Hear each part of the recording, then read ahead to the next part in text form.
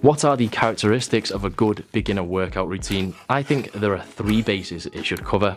First, it should be effective. That's self-explanatory, we don't need to elaborate. Second, it should be scalable or progressive. If Mr. Beginner wants to gradually increase his work commitment, that should be easy and convenient to do. The beginner routine should be able to evolve into the expert routine. Third, and most importantly, it should promote adherence. The reason everyone isn't walking around lean and muscular is not because they've never been to the gym, it's because at some point they stopped going. And then there is actually a 4th consideration, and that is the balance between these factors. You see, the most effective routine on paper might not be easy to adhere to in real life, and if you don't stick to it, it's not that effective. And if it's not scalable, it's not that effective over the long term, which means you're less likely to stick to it. And there's all these synergistic reciprocal relationships, but you get the idea. A holistic viewpoint is required, and we might have to make some trade-offs here and there. Now, I expect you've got a life to get to, maybe a spaniel and a 6% variable, so I'm just going to immediately show you an example of what I think constitutes a great starting routine for somebody who is new to lifting and wants to improve their body composition, and then I'll elaborate and explain all of my logic later in the video. So if you do just want to get the goods and dip out, you can, although I will feel somewhat used. First, I'd start with 3 training days. Instead of the typical push-pull leg split, which is pretty popular and still a good choice, I'd do a horizontal push-pull day, a vertical push-pull day, and a leg day. I'll explain why later. I'd actually do the horizontal day first, and then the leg day, and then the vertical day, with at least 1 rest day between each training day, so ideally something like this. For day 1, I'd start with a flat dumbbell press. When you first start lifting, any imbalances you have will feel more pronounced, so a unilateral movement will help you recognize these and start ironing them out from day 1.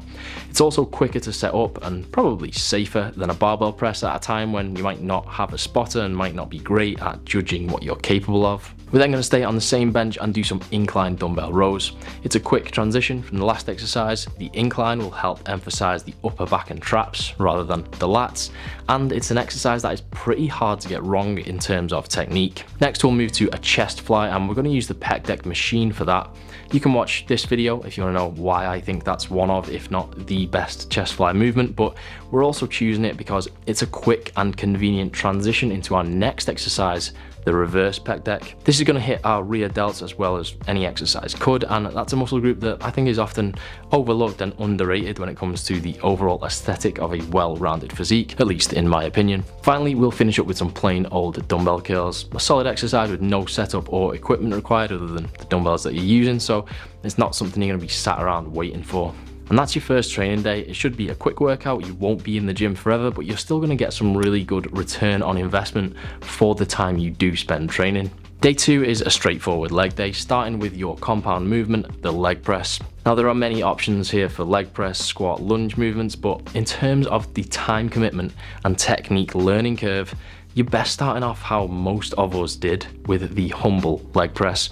Further down the line, you can move to more free weight movements, but right now you just simply don't need those to start building muscle, and a lot of those do come with a much greater time commitment for one reason or another. Next, we'll hit some seated leg curl for hamstrings. This will give your quads a rest from all the work they did during the leg press, so we can get more out of your next exercise, the leg extension. Pretty much the only quad isolation exercise, so this should feature somewhere in most programs if there's space for it. Next, standing calf raise. You could use a Smith machine for these if you prefer, but if you do, use a step or a ramp if you can. Eventually, you might want to include a seated calf raise too, but whilst we're keeping it simple with one or the other, the straight leg should come first. We'll finish up with some hyperextensions, which can progress into weighted hyperextensions when you're ready. Again, if we're talking time commitment, fatigue, and learning curve, I'd say these are the best place to start for a beginner hip hinge movement. Day 3, we'll start with pull-ups if you can do multiple sets of 5 or more, but that might be a stretch for most beginners, so some assisted pull-ups would likely be your first exercise. We'd then go into our vertical press movement. I'd use a seated Smith machine here, but on a flat bench. I really like this as a shoulder press, as it has a similar bar path to your free bar overhead press, but with the advantages of a Smith machine for speed and stability, which often means that you can press more weight. It's also really good for pumping out some extra partial reps after you've hit failure on your final set, if you are that way inclined. Then we're going to move to some straight arm pull downs for our lat isolation movement. These are one of very few lat isolation exercises, but they're pretty much easier and all around better than the alternatives. Then for our lateral raise, we'll use a machine if you have access to one. I think this is the best lateral raise for everyone, regardless of experience, but beginners in particular can struggle with the technique on dumbbell lateral raises. Finally, for a tricep isolation, we'll do some overhead extensions with a rope. No hunting around for dumbbells, easy technique and simply more effective than the push down alternative. So a few things to mention about this split. We're alternating between muscle groups like this to reduce the fatigue that lingers from the first time you hit a muscle to the second. You can swap biceps and triceps here if you want, that's fairly irrelevant. I've put biceps in the horizontal day because I think pull-ups work your biceps more than rows, but it's probably marginal, feel free to do what you want. We could swap around our first two exercises and therefore our next two if we wanted to prioritize hitting a particular muscle group first in the workout, but because of how the exercises are grouped together, it wouldn't actually make much difference. I've put the leg day in the middle so I could break up the two upper body days with as much space as possible while still having at least a day in between every session. So why this over a typical push-pull leg split? Splitting your upper body sessions into a horizontal and vertical rather than a push and pull is going to mean three things. One, better performance for each individual exercise because of less crossover fatigue. You'll overhead press more after a pull-up than you would after a dumbbell press. You'll row more after a press than you would after a pull-up, etc. Second, less muscle soreness, which is something that will be at an all-time high when you're just starting out, and it can be quite inconvenient. This will come partly from the fact that you're effectively doing less work per muscle per session, but also from number three, increased frequency. You see, even though you hit biceps directly with your horizontal day, you're still hitting them when you do pull-ups. Same for triceps, same for rear delts, front delts, and some back muscles that are involved in both pull movements. This means not only are they getting worked to some extent more often, but due to that, they'll acclimate faster and experience less soreness. Or at least you'll get over that soreness stage quicker. Now we could have ran with this theme and split up our leg workout across multiple days and pretty much ended up with something that we'd call a full body split. But because many of the leg muscles have much more distinct and unrelated actions, I don't think you need to.